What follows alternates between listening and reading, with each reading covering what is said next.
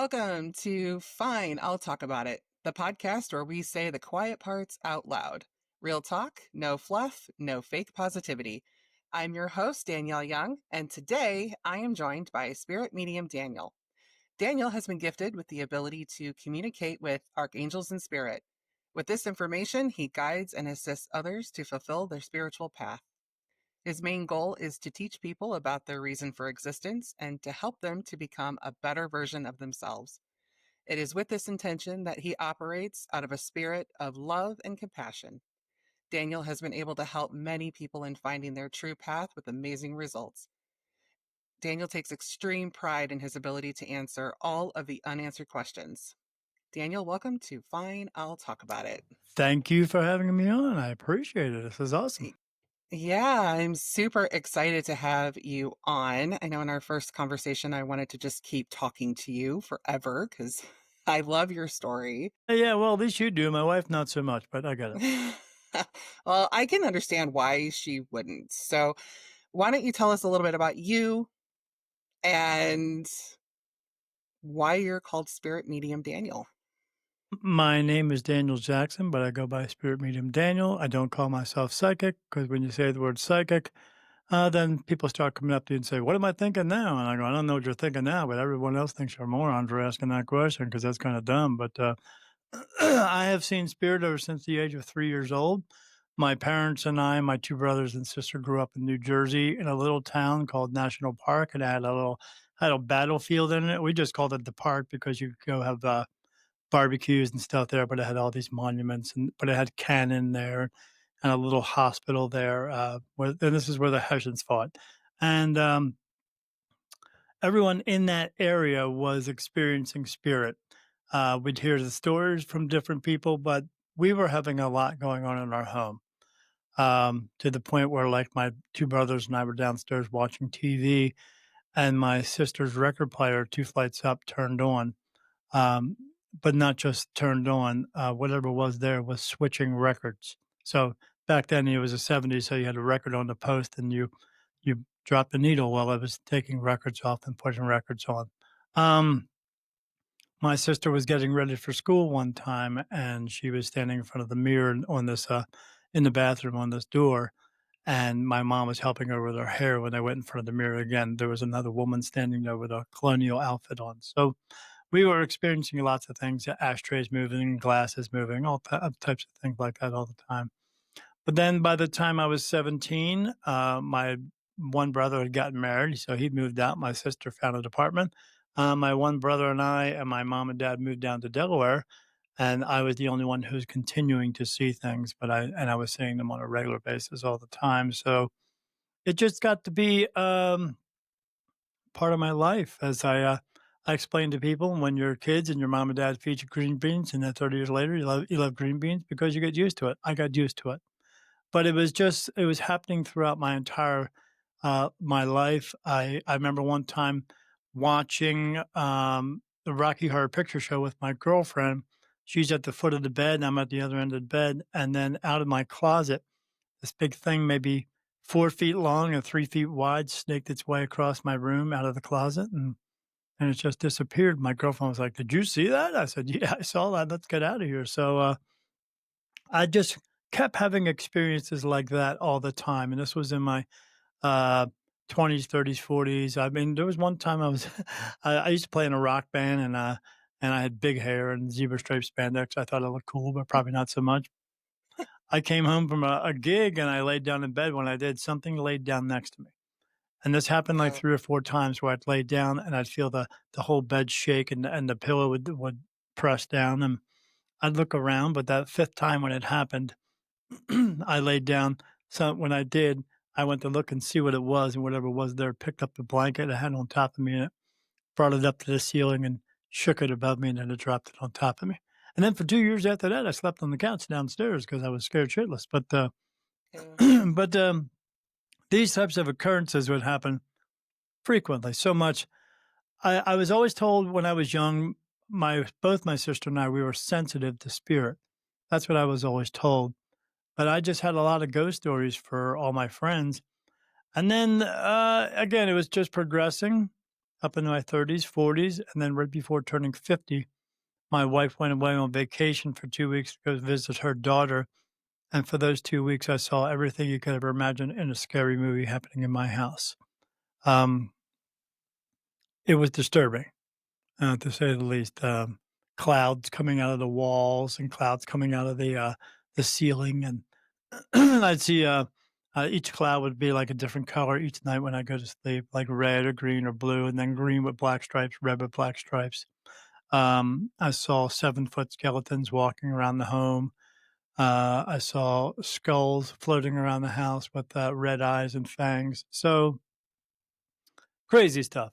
And then my wife came home from vacation. She told me about her adventures, and then I told her about mine.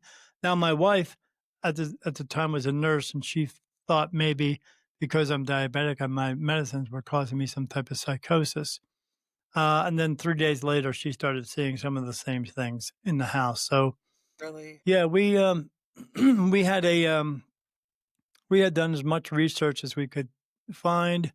I found a paranormal group to come to the house. I found 2, but one of them came to the house, and, they got so much information from my home that by the time they left, they were supposed to come back, after 2 weeks to do a big reveal, and they never come back. It took me 6 weeks to get a hold of them, and the leader told me that they broke up on my front lawn because it was so it wasn't horrifying stuff, but it was so much information. They weren't used to getting that kind of information from one home. It would take them like 10 or 15 homes to get all the stuff they got from my home. Um, like, I remember one of the tests they wanted to do, they had all these little boxes with lights on them and wires sticking off of them. And I said, "What's that do?" And then the guy said, he rubbed his hand on my couch and he waved it above it, and the thing lit up, bloop, lit up. And I was like, "What's that? What's that all about?" He said, "Well, spirit put out static electricity. So when they're around, these things will go off." Well, we were walking around the house and he said, "So do you have where's the most active place?" I said, "Pff, the whole house. Where do you want to go? I mean, it doesn't make a difference." Right. He said, "Well, let's go in the bedroom." I said, "Okay." So we walk in the bedroom. I walk in. As soon as I did, every one of the lights just lit up. And I turn around and look at them and I'm like, "What's going on?" And they're like, "We don't know." And they walk through, nothing.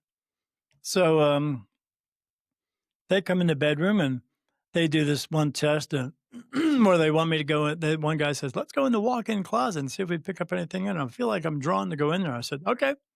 So I walk in, he walks in behind me, he looks at me and he's like, "Oh man, I'm getting sick to my stomach. Oh, I gotta get out of here." And he runs out and I said, "Sit on the bed." And he sits on the bed.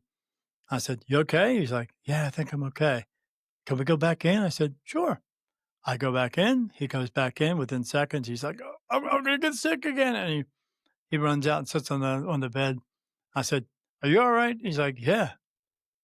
"How come you're not getting sick?" I said, "I don't know, you're the freaking expert, why don't you tell me?" So, it was Wow. crazy. It was crazy. One of the last experiments they did is they wanted me to go in the bedroom and pretend I was sleeping, and they came in with this thing called an Ovilus, a spirit box.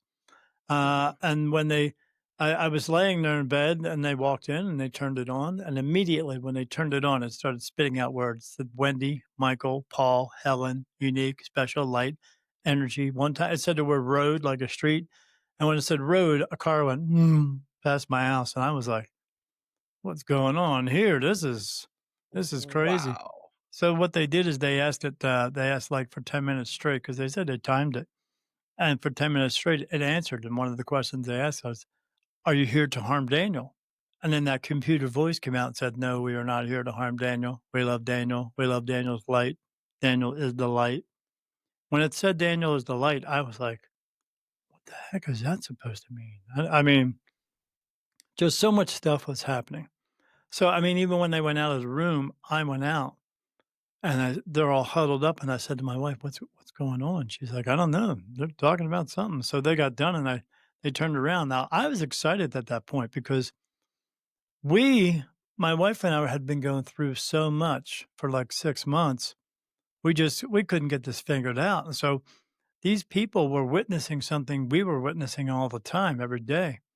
So I said to him, "Hey, you got all that, right? I mean, that was really good, right? That was really good." And he said, "Well, there's a problem, Mr. Jackson." I said, "A problem with what?" I said, "It wasn't bad stuff." He goes, "No, it's not bad stuff. But whenever we use that ovulus, we can only get it to spit out a word or two. It never says sentences." And he said, "And it didn't, it said sentences for 10 minutes." I said, "Okay." He said, "We got to get this figured out, but we'll come back and do a big reveal." And he gave me a squirt bottle. I said, "What's that for?" He said, "Oh, it's holy water." He said, "If something bad comes, you just spray the bottle." Well, I just found out, I found out later on that it's water. I mean, you can't bless water. It's just physically impossible. And, um, and he gave me some prayers to put on the computer, and that doesn't work either. It's just a bunch of mumbo jumbo. So they left and they just never came back. I mean, the strange part, I mean, for me to deal with something like that was when, even when they showed up in their little van with this little insignia on it. And I Mhm. just thought to myself, I don't want to be this kind of famous.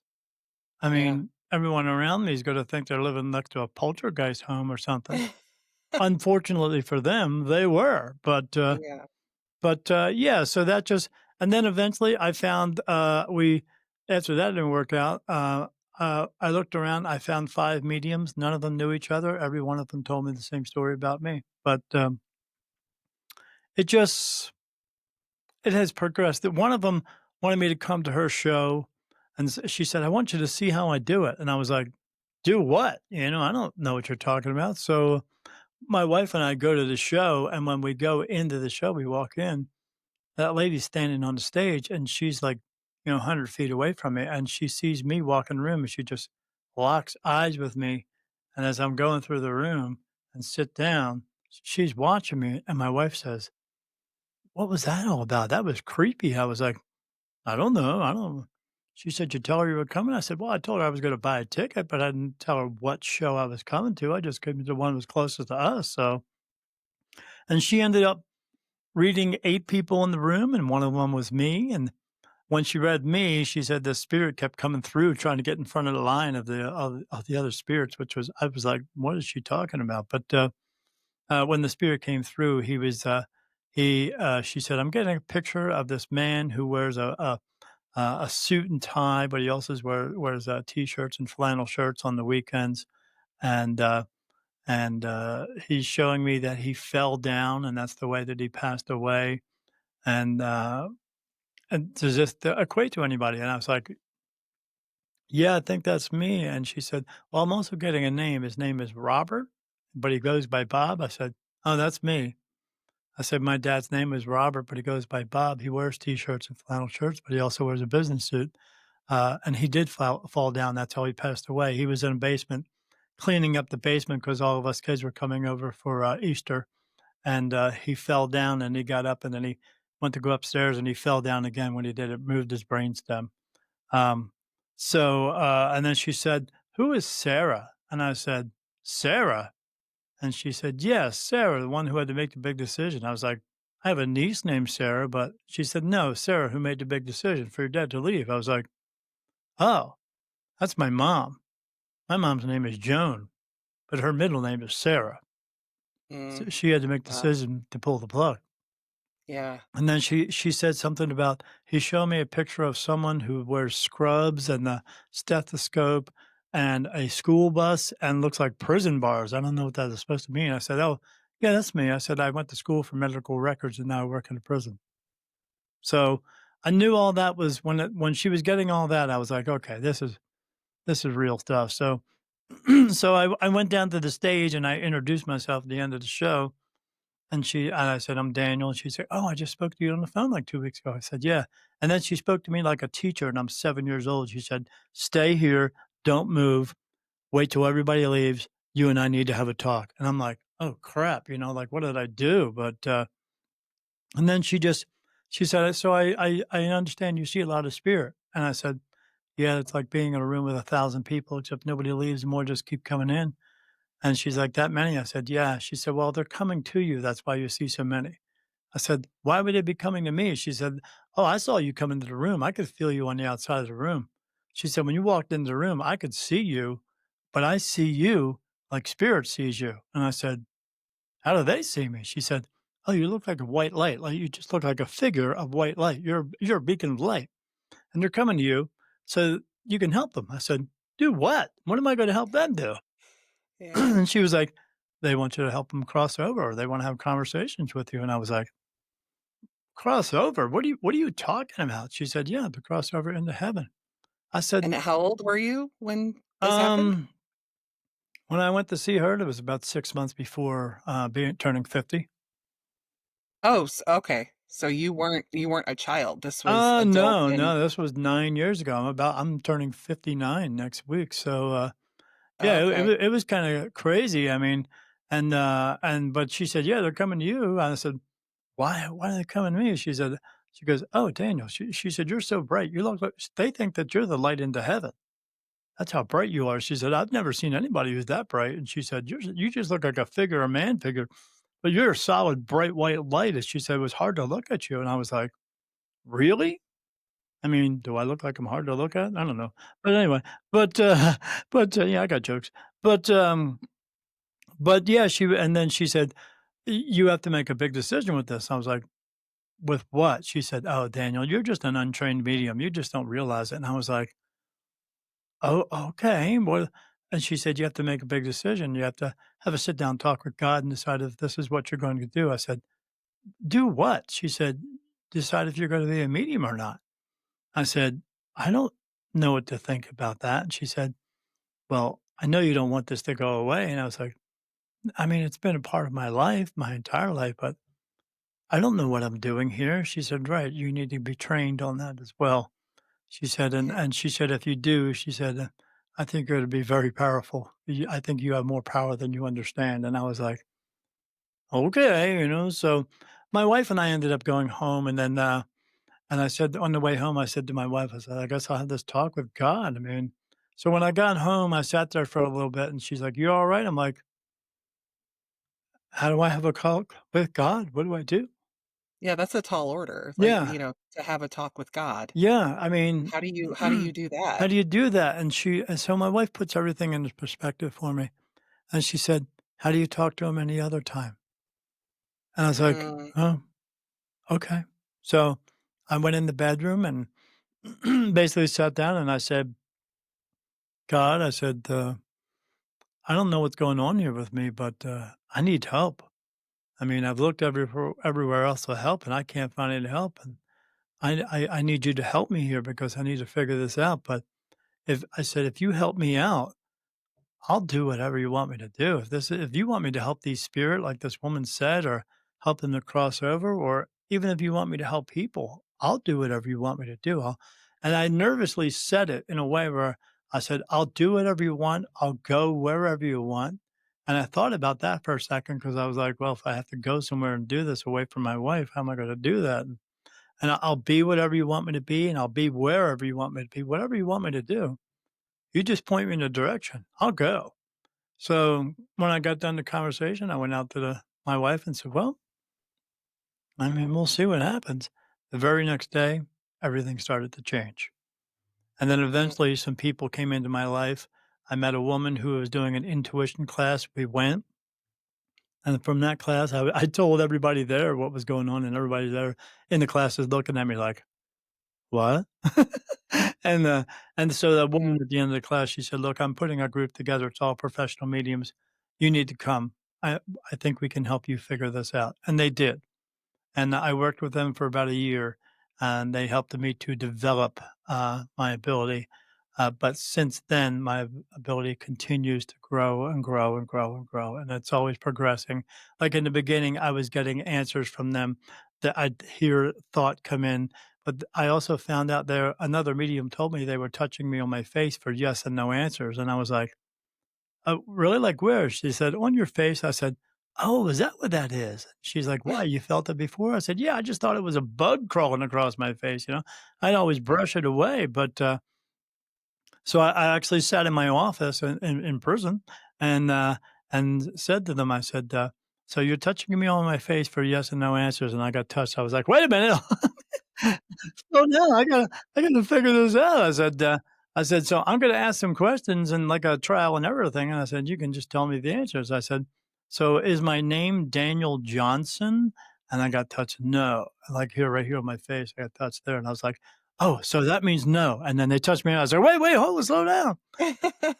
And yeah, Overload. it was so much. Yeah, it was an overload. And I said, "Okay, so if that's no, is my name Daniel Jackson?" Then they touched me here and I said, "Yeah, okay, great, cool." And I thought I had the keys to the castle at that point, but then I had to learn patience as well because I would ask a question and I wouldn't get an answer for like 45 minutes. And I was like, what the heck's going on? I was getting frustrated and this is going on for a period of time. And I talked to my wife about it, and she's like, "Maybe you're not asking the question in the correct way." And I Mm, was like, "Oh, maybe I'm not." As soon as I started doing that, I get answers all the time now. And that, but even now, when I ask a question for myself, like I'm grabbing this bottle here, when I ask questions for myself, I never ask, "Can I do something?" Because I can do anything I want to do by using my free will. I right. always ask, "Should I do?" So I'll pick up. I don't even have to. I used to have to say it. Should I take this? Like I would pick up a pill bottle in the morning because I'm diabetic, and I go, "Should I take this?" And get touched no, and so I wouldn't take it because I listen, trust, and follow through with everything they tell me to do. Because even back then, 8 years ago, they told me if I did that, listen, trust, and follow through with everything they tell me to do, I would never get into another car accident again. I haven't, so not even a Right. close call. So in the morning, I'll just pick up my pill bottle and hold it and look at it, and they tell me no. I go okay. I put it down. Was there ever a time that you doubted that? That Never, no. Okay. never, never, You were because just of the experiences I had. Um, the experiences I had while figuring this out, working with those women, I found out I could do something called channeling. I had no clue. I would hear voices come through. I mean, plain as voices come through, and one of them told me to talk to this one girl at the meeting. Her name was Shaban, and ask his permission if we could sit across from each other, clear out our minds. I'm supposed to hold out my hands, and she's supposed to touch my hands and see what comes through. I mean, literally, they said, sit with Shaban, ask her for permission, hold out your hands. She'll hold your hands, you clear out your minds. And they said, and just watch. And I was like, just watch? What do you mean by that? And that's what I was supposed to do. So I did that with her at the end of the class. I said, Siobhan, they want me to sit across from you, and if it's okay with you and clear out our minds, I'm supposed to hold out my hands, and you're going to hold my hands, and something's going to come through. And then one of the other women in the room said, "Are you getting ready to channel?" And I was like, um, I don't know. I don't know what the heck I'm doing here, but okay. So when we did that, and then when we cleared out our minds and she grabbed my hands, she did this like that. And I was like, what the heck going oh, on? And she's like, oh my God, that's the most energy I've ever felt in my life. And she said, I can see your spirit guides, Helen and Manos. And I was like, and I didn't tell them the names. I was like, yeah, Manos and Helen are here. And they said, "Yeah," and she said, "Manos means, the light of or the light of God or God is with us," or no, the light of God, and Helen means uh, God is with us, and that in Greek, and I was like, "Yeah, I looked that up already, I know." So, but, every time I'd go getting ready to go to that meeting, they would give me a message to channel with a different person there, and I did it with every one of them, but one of them I did it with was this is where I learned to do everything they tell me to do. I mean, they're asking me to do it. I have free will. I can refuse to do it, but I never did. But at this point, I'm too far gone. yeah. I'm too far into it now. Um, so I'm supposed to sit with this one woman, Lana, and sit across from her. We do the same thing. And then she grabs my hand every time it's like that, and then she's when she opened her eyes, this voice came through, and it wasn't her voice. It was a deep, really deep sounding, very very present voice, commanding voice. But the voice came through and said, "Hello, my son." And I was Oh, like, whoa. um, "Hello." And he said, "How are you?" I said, "I'm good." I said, "Who am I speaking to?" He said, "It is I, your father. You call me God." He said, "But I prefer to be called Father." He said, "Because you use that word God too many times that have nothing to do with me." And I was like, Yeah, I'm getting goosebumps now. I was like, that I said, "That was profound." I mean, we do use that word too many times that have nothing to do with him. I mean, when I was a kid in the '70s, we called Led Zeppelin the gods of rock and roll, but they're not really gods. right. I mean, so and but when he said that, I was, like, sitting there and I was like, "Oh my god." My skin just felt like it was on fire. I was like and I'm sitting there and I'm looking at everybody else, and everybody's hair is sticking straight out, and they're all grabbing their skin and like, "Oh my god, oh my god." And then he said, "Don't worry, that'll go away soon." And I was like, Okay, okay." And then it started to go away. And he said, "Daniel, you need to learn to trust yourself." I said, "I'm having a hard time with that." He said, "Yes, I know you are." He said, Yeah, "You also need to stop asking why." And when he said that, I mean, I said, I you heard that?" He said, "Of course I heard that. I hear everything." He said, "You need to stop asking why." I said, I'm just trying to figure out why me." He said, "Because it just is. yeah. That's why." Wow, But he what a said, profound comment. here's another profound one. He said, "You need to either shit or get off the pot." And I was like, "What did you say?" And he said, "You heard me." And I said, "My mother says that." And he said, "Where do you think she got it from?" And I was like and then he laughed. And I was like, "You're laughing." He said, "Oh, Daniel, we love a good joke." And I was like, "What the?" But then he said, You will soon be working with my children." He said, "You refer to them as archangels." So when I talk to people and they say, "What do you do?"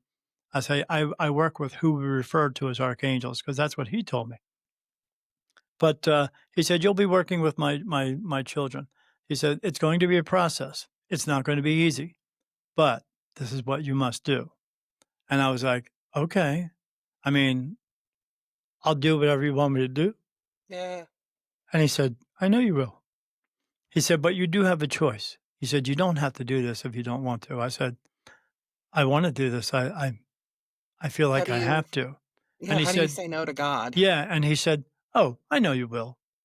And I was like, "Okay." He said, "But it's gonna be a long process. It's gonna take a long time." I said, "Okay." And then he told me some other stuff and then told me stuff. And then the voice was he was telling about the people in the room and then what's gonna happen in this world and everything.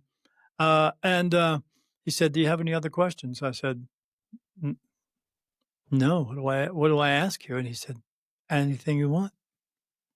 And I was like, "Okay." He said, "But my children will come to you, all the time. You can always ask them. If you need to call on me, just ask." And I said, "Okay."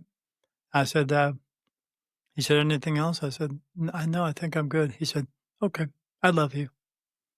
Mm, wow, What do you what say a to that? moment. Yeah, what do you say? And the overwhelming feeling of love that was coming into that room, I Yeah, can't explain it. It was just kinda crazy. Then, working with archangels was so I would see them prior to this, these white lights, bluish white lights coming out of my floor and going up through the ceiling, and I'd always look down to try to see where they were coming from, but every time I turned my head, it would just kinda disappear, and then when I turned my head straight again, it was there, so it was out of the corner of my eyes, but I could see it all around me.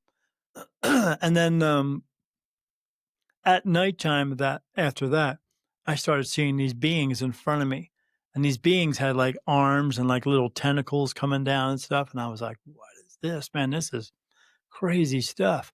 And then mm, at night, I'd see those little tentacles coming down and touching me on my skin, and I feel these cold little touches all over my entire body, and I was like, "Okay, I guess this is what he was talking about."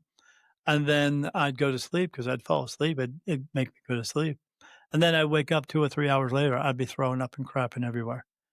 oh, wow, It was bad. So, and that would happen, for, like, 2 or 3 hours, and then I would be okay. I'd recover from it. And then I would see them again 2 weeks later, and they would do the same thing, and then I'd go to sleep and wake up throwing up and crapping everywhere, like getting the flu twice a month. And what this was them working on my soul so I can see them, hear them, feel them, communicate with them better, but also purging my body at the same time to be able to take this kind of energy. Yeah, I was just gonna say it's almost like a purge Yeah, the of energy is so strong from angels, it would knock you on your butt, and you it angels people say, "Oh, an angel came to me." No, if an angel came to you, you would be throwing up and crapping because the energy is so strong. This is what it's going to make you violently sick. So that process went on twice a month, like getting the flu twice a month, and that went on for 3 years. So, this is what I was saying yes to because I said, "Yes, I'll do whatever you want me to do." So, I didn't realize what saying yes to was, but I know now. So and people ask me about that, and they say, maybe this was just a process for you." I said, "No, this is the process. If you wanna work with angels or if you're meant to work with angels because you're chosen for that, God chooses that." Um Everyone has an ability, as I know by talking to them all day long, because I do, and they talk to me. Uh, the process is if you have an ability, it's because this is part of your soul. That when God created your soul, He put that in with it.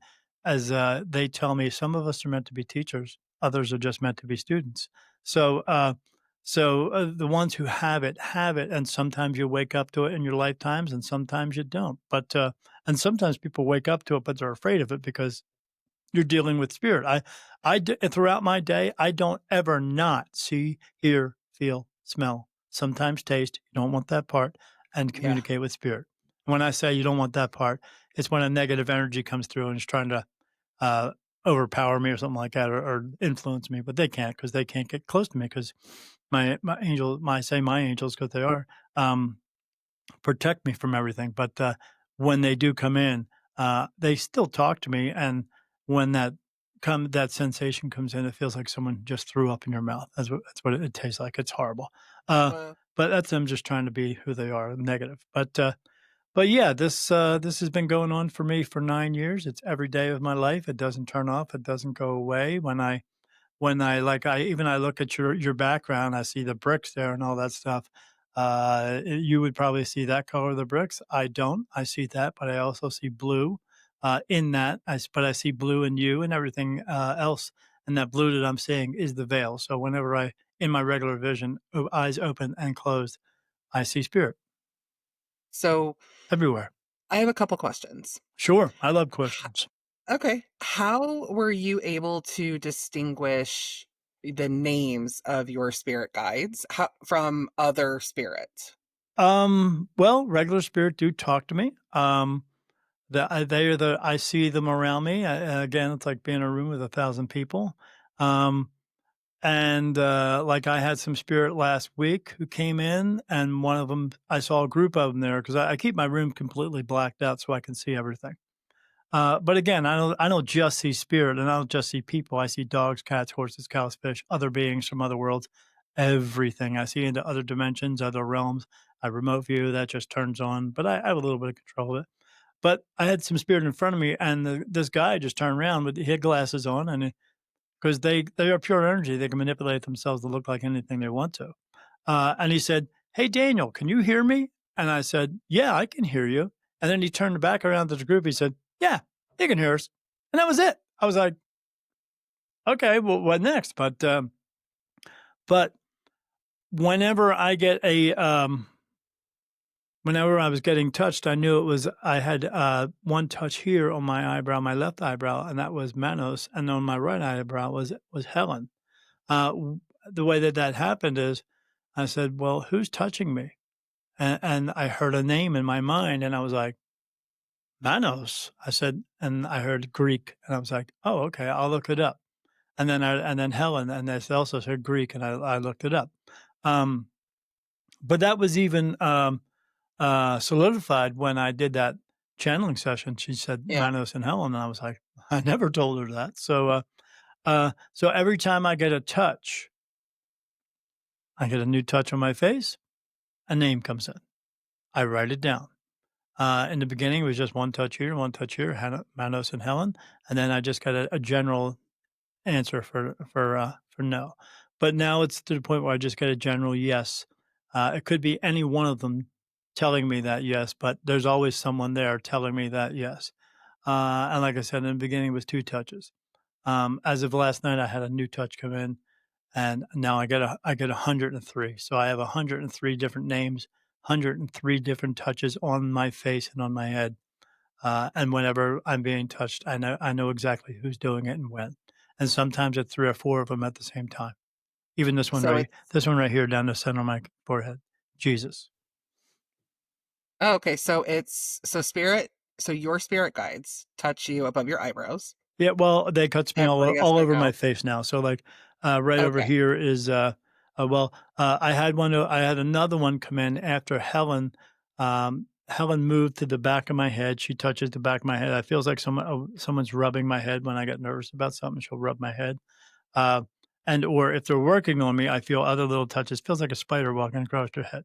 And when they're working on me for more of information and stuff like that, I feel that. And I'll say, are you guys working on me? No, touch me yet. But yeah, I okay. get touched. Now it's another one over here. Uriel. Uriel used to be up here, but now Uriel's over here. But I have Gabriel, Raphael. I have a Raphael here. I have another Raphael here, but I call him Rafi. Um, Michael. Michael touches me right here. It feels like a swirling on the top of my head. But yeah, it just you get used to it after a while. It's so much. It is a lot, but you get used to it after a while, and I'm used to it. And I had a new touch come in last night, so I went on my phone and I wrote the name down because I have to add it to my list. But So the archangels, they are not men with wings and shields and swords. They're yeah, not magical beings that are going to fix your life. And nobody has a guardian angel. If you had a guardian angel following you around, guarding you from everything in your life, what would you learn? Nothing. you would learn nothing. No. Yeah. Why would a So the guardian people. angel keep you from getting sick, but not keep your dog from getting hit by a car? Because they don't do either. So what do you say to the people who? Because I mean, there's a big money market in this, the Unfortunately, spiritual yes. Yeah. world. So the people who say get in touch with your spirit guides, what's your opinion on that? Can everybody get in touch with their spirit guide? Yes, but they don't want to. Why don't they want to? Can you Because it's hard explain work. why? Oh, okay. Because So that it's a process. The unfortunate process is, as my guides tell me, in order to get clear messages, you must be clear. In order to get clear and concise answers, you must be clear. What does that mean? Um, you purge. ready? No pain, anger, sorrow, grief, guilt, anguish, hate, greed, drama. No smoking, no drinking, no doing extra pharmaceuticals, drugs. Uh, No, no, none of that stuff. If you have tattoos, stop getting them because it's more important to be spiritually free than it is to be fashionable. So it's not just a matter of sitting down in a meditation and being quiet and No, asking to speak to your guides. no, Okay. no. Yeah, It's that hard, I and I hear nobody wants to that do a it. lot. Yeah. People want to they want to go to Staples and get an easy button. Think it's all going to be easy. Yeah. I mean, you hear it a lot. You hear just sit in silence and talk to your guides. No, well, you can talk to them all you want, but you have to have them talk to you. That's the thing. Now, when I do tell people this is what you have to do, what I also tell them is prior to doing your meditation is say out loud, is there anything you want me to see, hear, feel, or do? What do you want me to do next? And then go into meditation because then it will bring it to you instead of you just waiting there. I mean, when you're a child and you're hungry, did you ask your mom and tell her I'm hungry, or did you just sit there and wait? Nobody wants to wait; they want it right now. So if you want the information right now, ask for it. They'll bring it.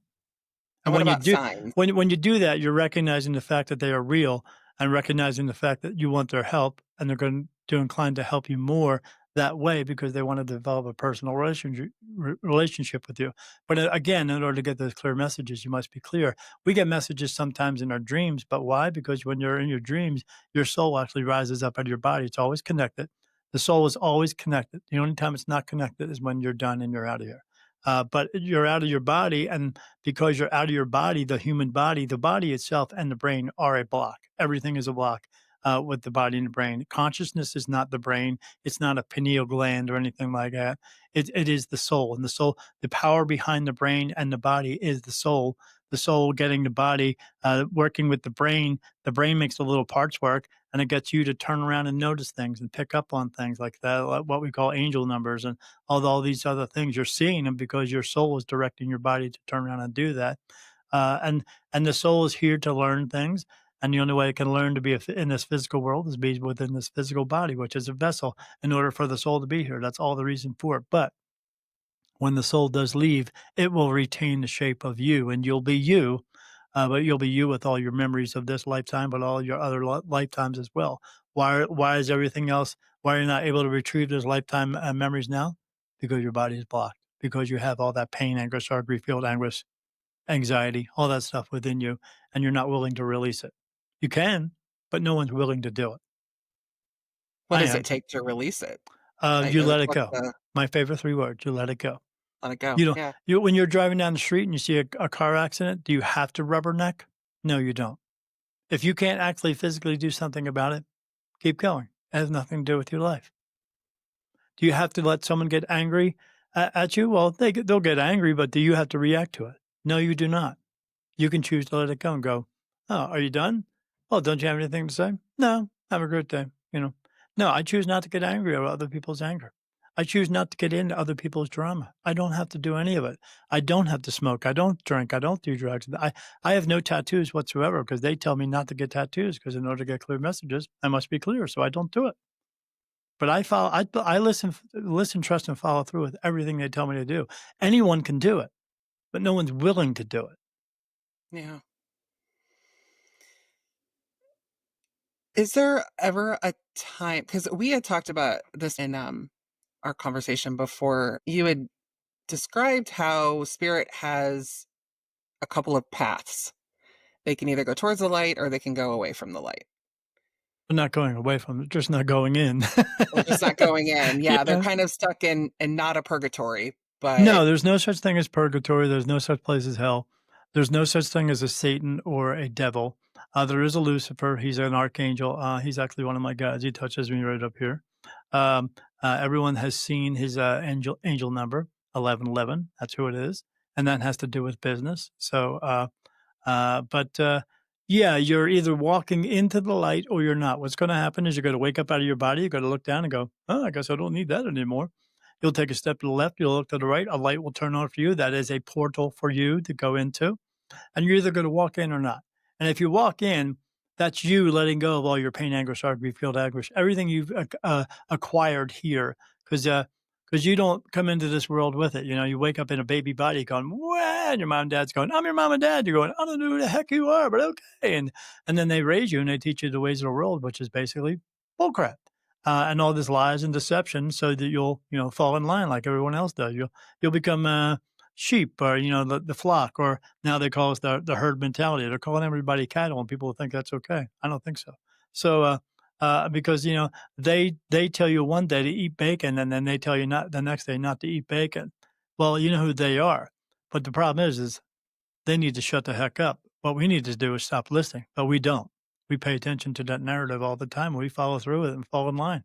As I tell everyone, you can either stand up or be owned, and everyone else in this world is owned. So, but not me. I don't follow that stuff. So, but yeah, you'll stand up out of your body. You'll see that light, and you'll go. But you're gonna at that moment, you're gonna get perfect memories of your lifetime and all the other ones. At that moment, you're gonna know, because you're gonna know you've been here many times before, and you're gonna know, if I walk into that light, there's a possibility I might have to come back, and maybe you don't want to. mm, Now, you can not have to come back again if you have learned your lessons, but what keeps you coming back is fulfilling your purpose. If you don't fulfill your purpose, you're going to come back. Now, purpose is not becoming a doctor, a lawyer, or a teacher. Purpose is not occupation. Purpose is we are here to help each other just for the sake of helping, not because you can, but because you should. In a way, we're going to do something for someone physically that they cannot do for themselves, or you're helping them to figure it out. doing acts of kindness, doing it for the reason of just because, doing it because you see a dog in the middle of the street and you don't want the dog to get hit by a car. So you get out of your car and you go get the dog and try to get it out of the street and maybe find its owner, maybe take it to the vet. Or you see somebody walking across the street and are having a hard time and you help them to get across the street. That's your purpose. Doing acts of kindness. It's not some big grandiose story that you saw on television and movies that it's got to be something, it's not standing in front of a camera all day going, look at me, look at I'm providing all this food for all these people. Look how wonderful I am. Take pictures of me and put me on camera. No, Yeah. that's ego and that's your selfishness. And the ego and selfishness have no place whatsoever in spirituality. None. And if you have that, again, you have to let it go.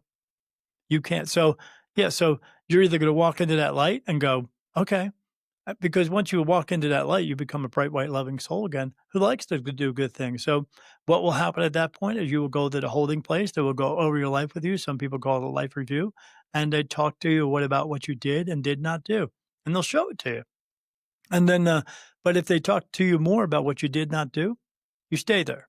You don't go to what people call heaven. You're in heaven, but you are in this holding place because you have to make a return trip.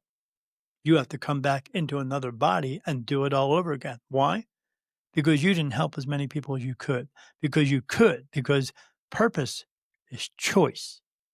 And you have to make a choice of whether or not you're going to do it because it's going to take just a moment out of your day. But some people go, oh, I ain't got time for that. I'm late for work. Well, if you are, get up earlier. It's pretty simple. But yeah, it's a choice that you're going to make to help someone just for the reason of because, or just for an act of kindness. But not everybody wants to do that. They're so involved in their lives and thinking they need 6 cars and 7 houses and 10 boats and all that crap. You don't, because that's Yeah. not the true value in this world. Those things mean nothing because the true value in this world is us. Those things have no value until they're in your hands. So we are the true value. But that's why people don't do these types of things. And then if you don't do it enough as he would like us to do, you're coming back. Plain and simple. I don't make the rules. I just explain them. The average time is between 26 and 29 times, but that's not the most. I've done reading for a lady who was here one time 43 times. I mean, she at the end of her reading, she said, Daniel, do I have time to fulfill my purpose? I said, no, you have run out of time. What does that mean? That was my nice way of telling her she was going to pass away. She did 6 months later. When I get an answer, I'm not kidding. Yeah. Because I'm talking to the right hand of God. That's who I get my answers from. So yeah, you're either going to walk in or you're not. And if you don't, you remain here as an earthbound spirit. Low energy realm, as I call it, the dark place. Because it's not light there. The only light there is from the whoever is there, all the beings. And as many that cross over into the light, there's that many that don't. And there's gazillions. And not just people. People, dogs, cats, horses, cows, fish. There's no such thing as a rainbow bridge. There isn't. That's a poem. Not everybody crosses over into heaven because a lot of reasons. They don't go because they are lost and they don't know where to go. I tell people all the time when you have dogs and cats and pets and animals, whatever, talk to them. Tell them where to go. Tell them at the end of their lives because they're going to know. They understand it. Tell them to walk up into the light. Walk up to the light, move into the light, and pass through the light. Go into the light. Go home. But a lot of them don't know to do that.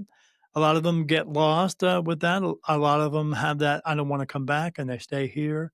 A lot of them people have told them that they're a horrible person or God is going to judge you. Well, he doesn't judge us. We judge ourselves 1,000 times a day. Why does he need to do it once more? So God doesn't Right. punish us. We punish ourselves by the choices that we make. So the one who's sending you back here is you for not fulfilling your purpose and taking the time to do it. But yeah, they just don't always know where to go. Or maybe they were a bad person and they just like, oh, I want to be a bad person. I don't want to let this go. Or they feel they got unfinished business. Well, there is no unfinished business. So, but yeah, a lot of them don't go. But I mean, a lot of them do go. A lot of the people ask me, what about people who are killers and all that stuff? Well, they go wherever they want to go. It's their choice. Because why? Yeah. You have free will. God gave us free will to make choices that we need in our lives. He made the choice. He gave you choice to make your decisions as well as he gave me for mine. But the ones that are best for you aren't the ones that are best for me. God is Right. not going to punish you and put you in a horrible place for something He gave you in order to make the choices that you made. So, but there is a choice of where you want to go. He created both places to give you a choice. That's all. Simple, Yeah. right? It sounds simple. Yeah. It's very simple. You know what it It, is? God made everything simple. People make everything complicated. They just do. Yeah, that's true. We tend to complicate everything. Yeah, I mean, I say it in this way all the time. Somebody say, What do you think of that guy over there? Oh, that guy? Oh, he's a piece of crap." "What? What do you mean? I thought you were a spiritual man." I said, "Oh, I am. I'm not judging him. He's a piece of crap because he chooses to be a piece of crap. You know what he can do? He can choose differently." Everything in our lives, everything in our lives is choice. I mean, if you and I were Yeah, best buddies and you came to me and you said, "Daniel, I'm having a problem drinking too much alcohol," and I'd say, "Okay," I said, "Here's what I'm going to do. I'll take you away from the drugs and alcohol. I'll keep you away from all that stuff. I'll take you to classes. You know, I'll take you to AA if you need me to do that. I'll keep you away from all the bars and all that stuff. Although, who doesn't like a good strip club, whatever. But I'll keep you away from all that stuff, but until you choose to stop drinking, no matter what I say or do, isn't going to make a difference. You have to want to do it, and the only person who's going to do it for you is you. The only one who's yeah, going to take your you can if you have depression, you can go to a doctor and he give you some medication. That's all it's going to do is suppress it. Suppress it. It's still there. Or you go to another doctor who's going to talk you down from it. You know what you could do? You can learn to talk yourself down from it. You can learn to let it go because your past is just your past. It is not a life sentence, and people yeah, can't figure that out. right. They Yeah, don't wanna get away from it. They wanna be a victim for the rest of their lives because yes, this gives them a reason to continue. No, your reason to continue is learn your lessons, fulfill your purpose. There's no good lessons or bad lessons. There's no right and wrong. There's no epic failures. There's no mistakes. There's only what works and what doesn't work, and if it doesn't work for you, quit doing it. You walk yeah, through a doorway, there's a nail in the floor, you trip over the nail. How do you learn that lesson? You go get a hammer, you bang it back in, you walk through the door freely. Not everybody does that. They trip and fall all the time. I know those people. I worked with them. I worked around them. It was called prison. They couldn't figure out that they were not good criminals. That's all. Because they kept getting caught all the time. So, but yeah, yeah, people just can't seem to figure that out. You can't keep doing the same thing over and over again, expecting a different outcome. It's not going to work. right. Yeah, It's the definition of insanity. I had a lady come up to me one time and did a reading. She said, "Daniel, my last boyfriend was a horrible man, and so there was one before that and before that." I said, "Okay, what was the commonality between all 3 of them?" She said, "What do you mean?" I said, "There was something common there that you liked." She said, "Oh, they all had brown hair and blue eyes." I said, "You want the answer?" She said, "Sure." I said, "Go out with a blonde." It's that simple, but they can't figure it out. They think, "If I keep doing it, something's gonna change." No. Right. At first you don't succeed, try again. No. Try once, try twice, after that, done. Move on. Simple. People make it complicated. The world makes it complicated because the world wants you to believe that you should not have trust and faith within yourself to do anything in this world. They want you to rely on them for everything. When have they ever helped anybody? They don't. You have to wear this type of shoe. You got to be this big around or this big around. Or you got to look a certain way. You got to be standing on a runway, and these are the only beautiful people in the world. Well, no, they, you know, I always tell people all the time when you're walking down the street and you see somebody, you look at them and you go, I say, don't judge them. You don't have a right to do it. You see somebody, they may look a little disheveled that morning, and you know that because you've been disheveled, and you look at them and you go, you know what? Let me think to myself. Let me take a self inventory of myself and think of all the crap I've been through my entire life. And then look back at them and go, you know what? Maybe they're going through something too, and then bite your tongue and walk away because everyone's going through something. Everyone in this world is going through something. I don't care how much money you have or what your job is, everyone is going through something. But a lot of people are just good actors. And some of them show it and some people don't. But does that mean you have a right to say something about it or disagree with what they got going on? I mean, Yeah, we can all disagree, but I have found that people who are offended by everything have an inability to learn anything at all. So that is very true. that's up to them, but do I have to Yeah, judge them for that? No, I can just no, learn to accept them. But as I always tell people all the time, we can love all souls, but we don't have to like all people. yeah, that's very true. We have to figure that out. We have to let go of the people in this world who are not helping us in this world. I don't care if it's your mom, your dad, your brother, sister, your best friend, your so-called best friend, because we all have one of those. If they're not helping to lift you up and be a positive person in this world, get rid of them. It's that simple. Just because they're that close to you doesn't mean that they're actually that close to you. Your family actually helps you. Most of my family who helped me aren't my actually blood family. That's my best friends. So that's what I gravitate towards because I stay away from all the negativity in the world. I don't deal with that stuff. I can't with the all my energy picks up on it anyway. But yeah, we have to learn to work together in this world. I mean, that's a true reason why Jesus was here to let us all know that we can He did not die for our sins. I mean, he died for being a free thinker, letting everybody know that, hey, you know what? We can do this all together. We can help each other. We could take care of each other. We can share everything in the world because there's enough of everything in the world to take care of and share. But the people who saw that, the kings and queens and religion, because they don't want to tell you that that they saw him doing that, and they said, "Oh, we can't have this guy on the street. He's taking our power and control away from us. They can't all live together without us. I mean, we have to be able to control them." So they put him on a cross. They tortured and murdered him, and made an example out of him to let everybody know that if you do this, this is what we're going to do to you too. That's why they want you to wear a cross around your neck, not to remind you that Jesus died for you, to remind you that they have power and control over you. And if you do what he's doing, they're gonna do it to you too, and they do it all the time. Not just religion, but our governments, everybody. Everyone's being persecuted all the time. Why? Yeah, Because they don't agree with what you do. So you know what? Separate yourself from them, and you won't have to worry about it. very Simple. true. Yeah. Yeah. Well, I mean, I want to keep talking to you. This has been this has been so amazing. If somebody wants to work with you, where can they reach you and what can they expect when they work with you? Well, they can expect I got jokes, so they gotta get past all my stupid jokes. He does have jokes and they're good. Yeah, I do have some jokes every now and then. I say things, but I have an ability to have the gift of gab, and I just 'cause you have to lighten it up. I mean, especially with me, I see so many spirit and so much stuff throughout my day. If you don't have a sense of humor, you got problems. Because I mean, it'll drive you crazy. For people don't Yeah. wanna see what I see. Sometimes what I see, and because I see that low energy place, looks like the worst horror movie you've ever seen in your entire life, except you wouldn't see this in kind of movies and television or movies because they can't show it because it's that kind of bad. But so you gotta be able to handle that, and this is not easy to do, but I'm handling it because he made it so that I can handle it. But, Yeah. if they wanna get a hold of me, to get a hold of me, like, I do readings for people, so I have a website called spiritmediumdaniel.com. It's one long word, spiritmediumdaniel.com. And You I'll can put go that in the there. show notes as Yeah, well. cool. And they can come. I either do a regular reading for them. I do readings for mediums who have an ability, who are not quite sure, or they don't even know they can't get this figured out. Or some people just like to talk to me about spiritual stuff, and I do that too. And that's 2 hours long. I don't charge a lot. I charge $150 for 2 hours. Um, Pretty simple. Or now, I also go on TikTok, and I go on there, not to watch a bunch of stupid videos, that's for sure, but I go on there and I do a live show. I've been on there right now at this point almost 12 weeks.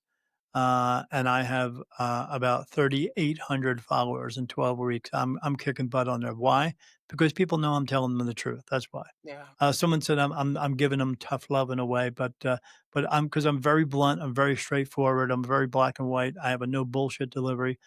And I still got my jokes in there and stuff too. But I don't put up with crap with people who want to come in and tell me all the religious crap and all that stuff because no. But yeah, they can also find me on TikTok doing that. I'm on there 6:30 Mountain Standard Time. My name on there is Spirit Medium Daniel 1. They can find me. They can find my book. I have a book on Amazon. Where is my book? Ah, Yeah, show the book. yeah, I got a book. Daniel Jackson, The New Beginning, My Awakening as a Spirit Medium. It's my story of how I became a medium, and everything that I went through, everything that happened to me and for me, as well as there's messages at the very end called the basics. And these are messages that I got from my guides, archangels, to provide us messages to help us to understand how we can become the best versions of ourselves while helping others to do the same. And when we're doing that, we're helping ourselves at the same time. Um, they can find me on Instagram at spirit.medium.daniel. They can find me if they go on YouTube. All you have to do is put in Spirit Medium Daniel, but put Jackson. That's my last name. So put in Spirit Medium Daniel Jackson because there's another guy on there named Medium Daniel. And so you can find me. I've been on over like 303 or 350 podcasts in the past 4 years. If they want to find me on information about me, just go to your favorite AI and and tell it, what can you tell me about Spirit Medium Daniel Jackson? And it'll start talking about my book. I mean, who else do you know that can do that and just starts talking about everything about you? And so it talks about my book. I talks about my show. I have a show on a spiritual streaming network called New Reality TV. It's newrealitytv.com. And I have a show on there called Beyond the Veil with Daniel Jackson. Me. That's how I started. And it talks about everything metaphysical and supernatural and a little bit of UFO stuff, not Yep. much, but this guy named Preston Dennett, he was pretty cool. He's on History Channel now. But yeah, you can find me pretty much everywhere if you're looking for just inspiration or you're looking just for information. Um, I have a lot of experiences. I have a lot of experience itself with spirit, with other realms, other dimensions, because it's my life every single day, all day long. So if you need some type of information about that, again, I'm a medium and I do get answers. I was doing a reading last night on TikTok, and the lady said, "What's my spirit guide names?" Because she was actually doing it what she needed to do, and I said, "One came through. His name is Jason, but another one is Andrea." She said, "What did you just say?" I said, "Andrea." She said, "Out of the gazillion names out there, how could you get that name?" I said, "'Cause they just told it to me." And she said, "That name has such a significance towards me. I'm actually having an issue with someone in my life because of that name." She says, "But I know I have to." I said, "You have to face this." She said, "I do." She Yeah. said, she goes, "There's no way in this world you could have known that name." I said, "I didn't. They just told it to me just now, so that's how I got Yeah. it." And she said, "How are you able to get that?" I said, "Because of one reason." She said, "What's that reason?" I said, "'Cause I'm the frickin' shizzle dizzle. That's why." You are the shizzle dizzle. I Yeah, love that. yeah. Well, I thank do what you I do. so, yeah. And you do it very well. And I appreciate you. I appreciate Thank you. you. Thank you so much for coming on. And I will put everything in the show notes if you would like to get a hold of Daniel and have a reading. I'll put TikTok handle, all that good stuff. So thank you for hanging out with us on Fine I'll Talk About It. If today's episode got you thinking, hit follow or subscribe so you don't miss what's next. And if you want more real talk, more perspective shifts, and more finally someone said it moments, leave a quick review. It helps other people find the show. You can also connect with me on Instagram at Inspired Action Wellness for more conversations like this. See you in the next episode.